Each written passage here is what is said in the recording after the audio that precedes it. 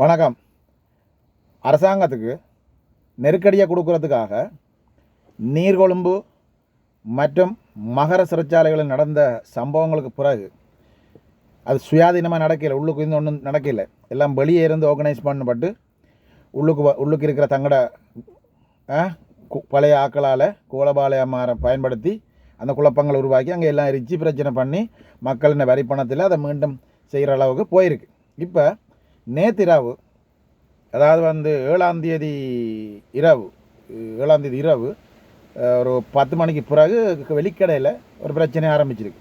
பிறகு குருவிட்ட சிறைச்சாலையும் இன்றைக்கு அதிகாலையில் பிரச்சனை ஒன்று ஆரம்பிச்சிருக்கு. இப்போ இதுக்கு பின்னால் யார் இருக்கணும்னு பார்த்தா வேறு யாரும் இல்லை, எதிர்கட்சி பிரதானமாக மஹிந்த ராஜபக்சேன்ற ஆக்கள் தான். இது சும்மா சொல்லலை. இது கடந்த காலங்களில் இந்த அரசாங்கத்தை விழுத்துறதுக்கு, இந்த அரசாங்கம் வந்த காலத்தில் இந்த ஜனாதிபதிக்கு இயலாது, இவருக்கு ஒன்றும் தெரியாது, இவங்க இப்போ ஒரு டீ கடை கூட நடத்தின ஆக்கள் இல்லை அப்படி இப்படின்னு சொல்லி இவங்களுக்கு அடிக்காத அடியுமில்லை. ஐஎம்எஃப் புழக்க கலெக்டர்னு சொன்னவங்க, ஐஎம்எஃப் திறத்துறன்னு சொன்னவங்க, இவங்க சொன்னதை ஒன்றையும் செய்யலை அப்படின்னு சொல்லி ஜனாதிபதிக்கு அடியாத அடி இல்லை, சொல்லாத பேச்சு இல்லை, அடியாத அடிலாம் அவங்க அவ்வளோ விதத்துக்கு பேசினாங்க. அவருக்கு போட்டு அடின்னு அடித்தா அவர் அதை கணக்கெடுக்கிற மாதிரி இல்லை, 5 மாதம் 3 மாதத்தில் விழும், 6 மாதத்தில் விழும், 1 வருஷத்தில் விழுமான்னு சொல்லி அதையும் கணக்கெடுக்கல அரசாங்கம் போய்கொண்டிருக்கு. டித்வா குணாட்டு வந்த போதும் அதை சாட்டி பார்த்தாங்க, இது செய்ய தெரியாது, முகாமத்துவம் தெரியாது, அனுபவம் இல்லைன்னு சொல்லி அதுவும் சரி பெறையில மக்கள் அரசாங்கத்தை நிற்கிறாங்க. பிறகு ரவி செனவிரத்தின, வட்டக்கலை, சாணி அபிஷேகரை இவங்களுக்கெல்லாம் அடித்து பார்த்தாங்க, மாறி எல்லாருக்கும் அடித்து பார்த்தாங்க. ஆனந்த விஜயபாலவை சிங்களவனே இல்லைன்னு சொன்னாங்க. பொதுமக்கள் பாதுகாப்பு அமைச்சர் ஆனந்த விஜயபாலவை சிங்களவனே இல்லை, அவர் ஒரு தமிழன் என்ன மாதிரி சொன்னாங்க. அவருடைய தாப்பண்ண பேர் என்ன, முருகேசு என்னமோன்னு சொல்லி இப்படி எல்லாம் போட்டு குழப்பி அடித்து மக்களை குழப்பி இவங்களோட பொய்க்காரங்கள் அப்படின்னு சொல்லி ஆரம்பம் ரன்வெல் முதல் சபாநாயகர் ரன்வெல்லேருந்து ஆரம்பித்தது. இப்படி சொல்லி ஒருத்தரும் கணக்கெடுக்கிற மாதிரி இல்லை, ஜானியும் கணக்கெடுக்கிற மாதிரி இல்லை, ரவி செனவிரத்னம் கணக்கெடுக்கிற மாதிரி இல்லை, ஆனந்த விஜயபாலம் கணக்கெடுக்கிற மாதிரி இல்லை, வட்டக்கலை கணக்கெடுக்கிற மாதிரி இல்லை. எல்லாருக்கும் அடித்து பார்த்து ஜனாதிபதிக்கு ஜனாதிபதி தாங்க அதே கணக்கெடுக்க மாட்டார். அவர் எதுவும் தண்ணியில் ஒன்றும் படாத மாதிரி இப்படி தட்டி விட்டு போகிற மாதிரி, பட்டா மாதிரியும் தெரியாது, படாத மாதிரியும் தெரியாது, பட்டாலும் தட்டி விட்டு போகிற மாதிரி அது சிம்பிளாக கலந்து போகிறது. அப்போ ஜனாதிபதியை நோண்டி பார்த்து ஒன்றும் சரி வரையில்லை, எல்லாரையும் நோண்டி பார்த்து சரி வரையில்லை. கடைசியில் இப்போ சிறைச்சாலையில் தூண்டி விட்டு ஒரு குழப்பத்தை உருவாக்கி ஒரு பிரச்சனையை கொண்டு வரணும்னு சொல்லி முயற்சி செய்து கொண்டு வைக்கணும். இதோட இன்னும் ஒரு ப்ரோக்ராம் தான் இந்த போலீஸ் மா அதிபருக்கு ஒரு வீதியில் வச்சு மக்கள் அடித்து கொள்ள நேரிடும் என்று சொன்ன பிரச்சனை. இதில் சிங்கன் இப்போ மாட்டிக்கிற யார், காரியவசம் மொட்டு கட்சியின் செயலாளர் அவர் தான் அந்த கஞ்சா அடித்தவன் மாதிரி, சாராயம் குடித்தவன் மாதிரி அந்த மீடியாக்களுக்கு முன்னுக்கு இருந்தோன்னே அவருக்கு அண்ணைய மோத்தையும் பார்த்தீங்கன்னா தெரியும், இப்போயும் பரிகாரம் மாதிரி குடிச்சிருக்காருன்னு வரையும் அவர்கிட்ட சுயமோ தெரியாது. ஆனால் அது மாதிரி தான் இருப்பார், ஒரு டோப்பர் மாதிரி தான் இருந்தோண்டு அவர் சொல்கிற கதைகளை கேட்டாலே மண்டையெல்லாம் படிக்கும். அப்படி சொல்லி கொண்டு இருந்து இப்போ போலீஸ் மா அதிபருக்கு மக்களால் வீதியில் வச்சு மக்களால் அடித்து சாகடிக்கப்படலாம்னு சொல்லிக்கிறார்.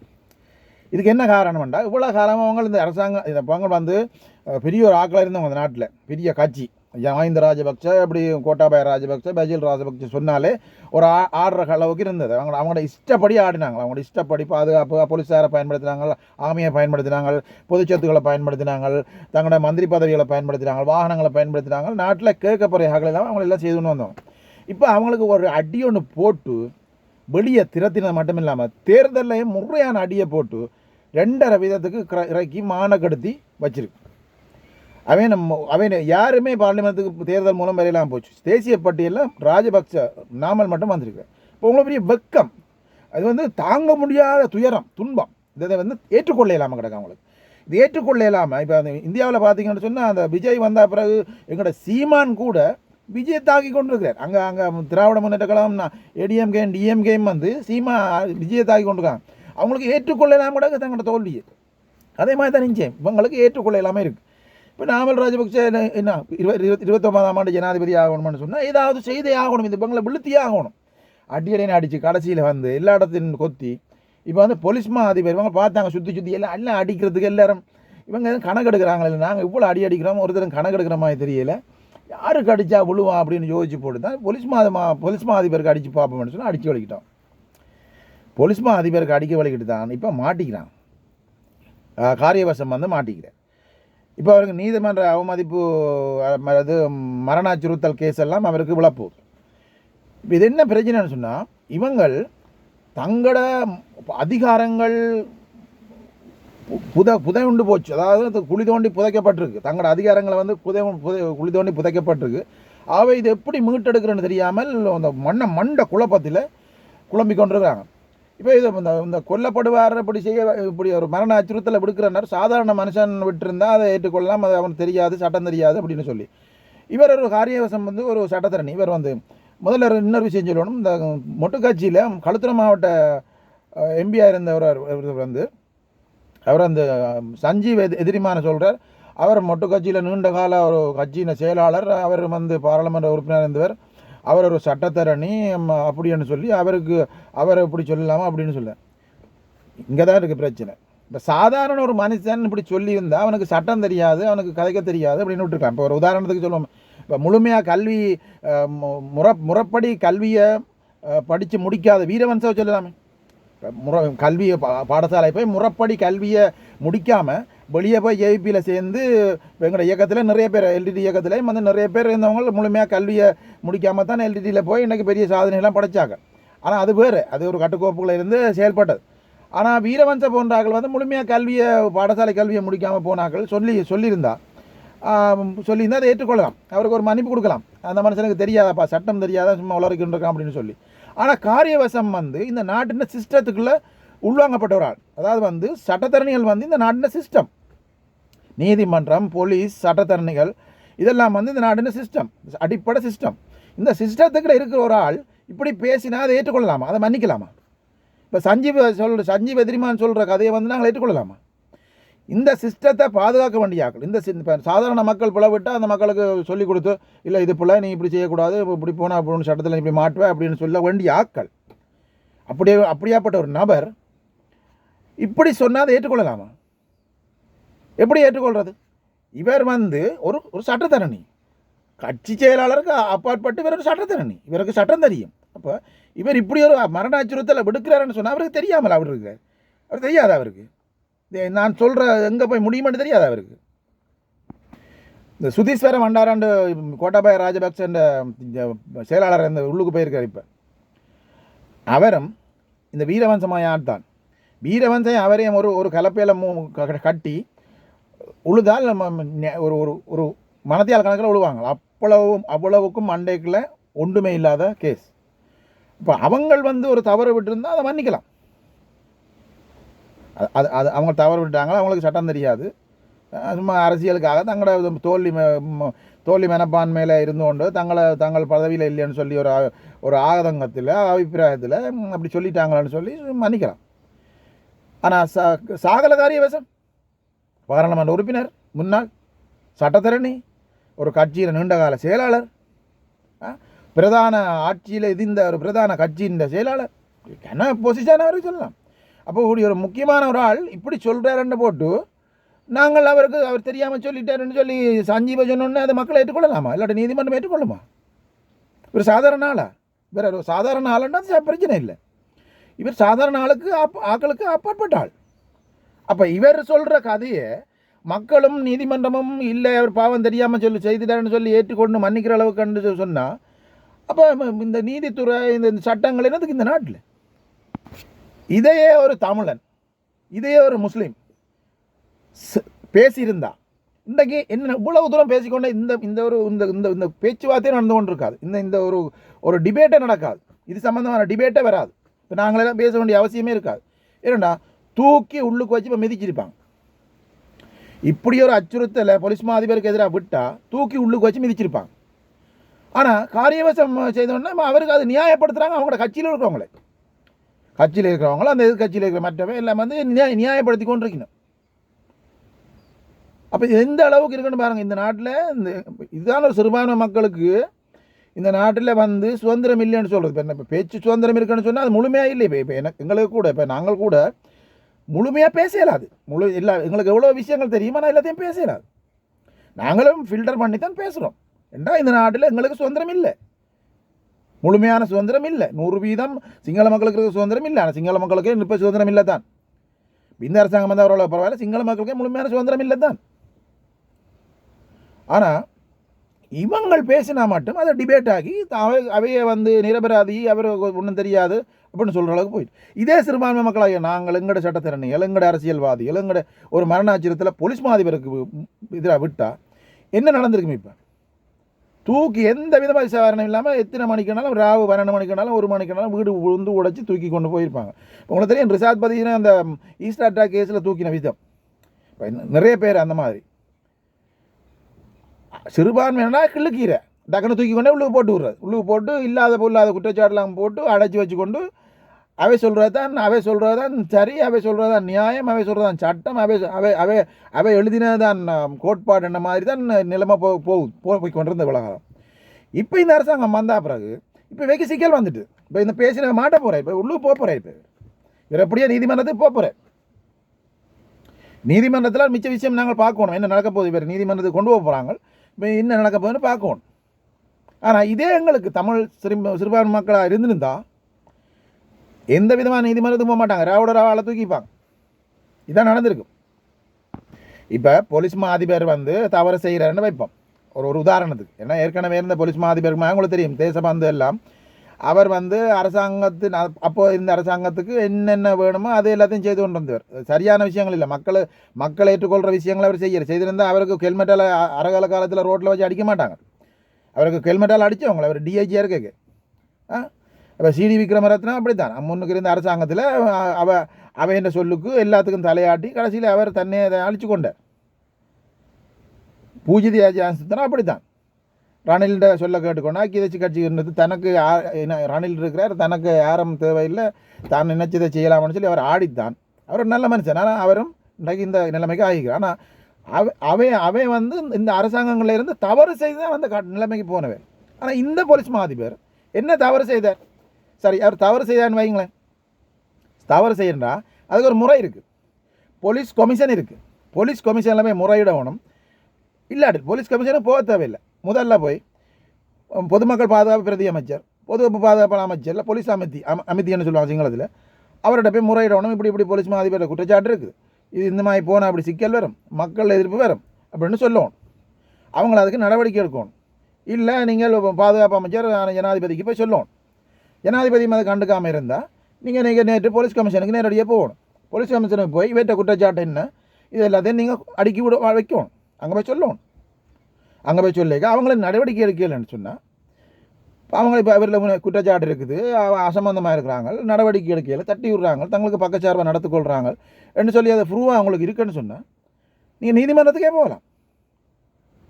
ஆனால் உங்களுக்கு சொல்லலுமா போலீஸ் அதிபர் ரோட்டில் போய் மக்களால் அடித்து கொல்லப்படுவான்னு சொல்லலுமா?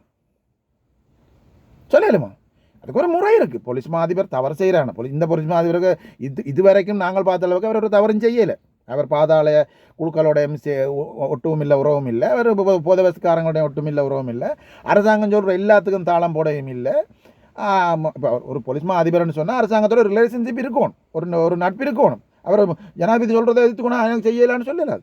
அவர் இந்த நாட்டின் அரச உத்தியோகத்தர். அப்போ அரசாங்கம் உத்தரவிட்டால் அந்த உத்தரவுகளை நடைமுறைப்படுத்தணும். ரைட். இப்போ முன்னுக்கு இருந்த போலீஸ் மாதிரிகள் என்னென்னா அவை ஒரு கதையை உத்தரவை சொன்னால் அந்த உத்தரவுக்கு மேலான தான் அவை ஆடினவை, அந்த தாங்க நினைச்சபடி ஆடினவை. இவர் சொல்கிற உத்தரவுகளும் சட்டத்துக்கு உட்பட்டு தான் இவர் வேலை செஞ்சுருக்கா இதுவரையில். அப்போ இந்த போலீஸ் அதிபருக்கு வந்து நீங்கள் ரோட்டில் வச்சு அடிக்கணும்னு சொன்னால் அதை ஏற்றுக்கொள்ளலுமா? அதுக்கு ஒரு முறை இருக்குது. நான் ஏற்கனவே சொன்ன மாதிரி இந்த முறைகளில் போய் இதெல்லாத்துக்கும் சரி வரையில் போலீஸ் கமிஷனும் இதுக்கு நடவடிக்கை எடுக்கலைன்னு சொன்னால் பிறகு நீங்கள் இந்த கதையை சொல்லிக்கலாம். அப்போ நீங்கள் சொல்லிக்கலாம், இப்படி நாங்கள் இப்படி முறையிட்டுனாங்க, ஜனாதிபதியை சொன்னாங்க, வட்டக்கலை சொன்னாங்க, ஆனந்த விஜயபாலட்ட சொன்னாங்க, போலீஸ் கமிஷனுக்கு போய் சொன்னாங்க, யாருமே இதுக்கு நடவடிக்கை எடுக்கல, இப்படி பார்த்து கொண்டு இருந்தால் போலீஸ் அதிபர் போல் தவறு விடுறார். இப்போ இப்படியே பார்த்து கொண்டு இருந்தால் கடைசியில் போலீஸ் அதிபர் ரோட்டில் போய்க்க மக்களெல்லாம் அடிபட்டு சாவாரன்னு சொல்கிறா. அதில் ஒரு நியாயம் இருக்குது, அதில் ஒரு நியாயம் இருக்குது, அதை ஏற்றுக்கொள்ளலாம். ஆனால் இவர் என்ன சொல்கிறார்? ஒன்றுமே ஒரு நடவடிக்கை இவர்கிட்ட எந்த சாட்சி இருக்குது, ஒன்று சாட்சி இருக்குது, எதுவுமே இல்லை, எதுவுமே தெரியாது. யார்கிட்டையுமே சொல்லவும் இல்லை. எல்லா இலங்கையில் உள்ள மீடியாக்களையும் கூப்பிட்டு வச்சுக்கொண்டு இவர் இருந்துன்னு சொல்கிறார், 3 போலீஸ் மா அதிபர்மார் ஏற்கனவே இந்த மாதிரி ஆகியிருக்கணும், இந்த போலீஸ் மா அதிபருக்கு நாளைக்கு ரோட்டில் போய்க்கலாம், மக்களால் அடிபட்டு செத்தவர் போலீஸ் மா அதிபர்னு சொல்லி வர தாங்கள் விரும்பலை. அச்சுறுத்தல். ஒரு மீடியாக்கள் அதை கொண்டு வந்து வச்சுன்னு சொல்ல சின்ன பிள்ளையா, ஒரு சட்டத்தரணி. அப்போ இப்போ ஏற்பட்ட வார்த்தையை சொன்னவரை அவன் இந்த கட்சியில் உள்ள மற்ற எதிர்கட்சியில் இருக்கிறார்கள் எல்லாம் வந்து அவர் ஒரு சட்டத்தரணி, அவர் வேறுன்னு சொல்லி சொன்னோம். இதே தாண்டா இந்த நாட்டை நாங்கள் கேட்குறோம். இதே ஒரு சிறுபான்மை மந்திரி, ஒரு சிறுபான்மை சட்டத்தரணி, ஒரு சிறுபான்மை சாதாரண பொதுமகன், இல்லை நானாக இருக்கலாம், யாராக இருக்கலாம், இந்த நாட்டில் யாராவது ஒரு முஸ்லீமோ தமிழனோ யாராவது வந்து பேசியிருந்தா இதே வார்த்தையை நீங்கள் விட்டுருவீங்களா? நீங்கள் கொண்டே வச்சு மிதித்து சாணி எடுத்துருப்பீங்க. அப்போ நீங்கள் நியாயப்படுத்துறீங்க. அப்போ நீங்கள் நியாயப்படுத்துகிற காரணம் என்ன? உங்களுக்கு தெரிஞ்சு போச்சு இது சிக்கிட்டார் வேறுன்னு சொல்லி தெரிஞ்சு போச்சு. சிக்கிட்டார்னு தெரிஞ்சோடனே நீங்கள் நியாயப்படுத்த வலிக்கிறீங்க. இவர் என்ன பாடசாலை கல்வியை முழுமையாக முறைப்படி முடிக்காமல் வந்தவரா இவருக்கு தெரியாத சட்டம்? நான் ஏற்கனவே சொன்ன மாதிரி வீரவன்சம் சொல்லியிருந்தா, வீரவன்ச மாயாக்கள் சொல்லியிருந்தா, எங்களோட தமிழ் ஆக்களே முழுமையாக பாடசாலை கல்வியை முடிக்காதாக்களும் உங்கள் மந்திரியாக இருக்கணும். என்ன பேரை சொல்ல வேண்டிய அவசியமே இல்லை, தெரியும் தான் எல்லாருக்கும். இப்போ வீரவன்ச மாயாக்கள் ஒரு சிங்கள எம்பி அவர் சொன்னான்னு வைங்களேன், அவருக்கு தெரியாதப்பா, அவர் சட்டம் தெரியாது, சும்மா கத்திக்கொண்டிருக்க மயக்க கிடைச்சோன்னா எல்லாத்தையும் கத்திக்கொண்டிருக்காரு நாங்கள் நினைக்கலாம். ஆனால் இவர் ஒரு 11 ஆண்டு காலம் 9 ஆண்டு காலம் ஜனாதிபதியாக இருந்த ஒரு மஹிந்த ராஜபக்ச கட்சியின் ஒரு செயலாளர், ஒரு சட்டத்தரணி, ஒரு முன்னாள் பாராளுமன்ற உறுப்பினர். மீண்டும் சொல்கிறேன் நான். இவருக்கு தெரியாதா தான் பேசுகிற இந்த வார்த்தை, இந்த பிரயோகங்கள், இந்த சொற்றொடர்கள் இது எங்கே போய் முடியுமென்னு தெரியாதா? இது எவ்வளோ பாரதூரமான விஷயம்னு தெரியாதா? பபாவா நீங்கள்? பபாவுக்கு நடிக்கிறீங்களா?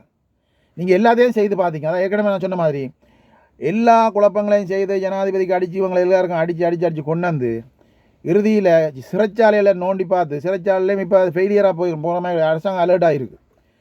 இப்போ உங்களுக்கு வேறு வழி இல்லை, போலீஸ் மா அதிபருக்கு அடித்து இதே ஒரு குற்றச்சாட்டு.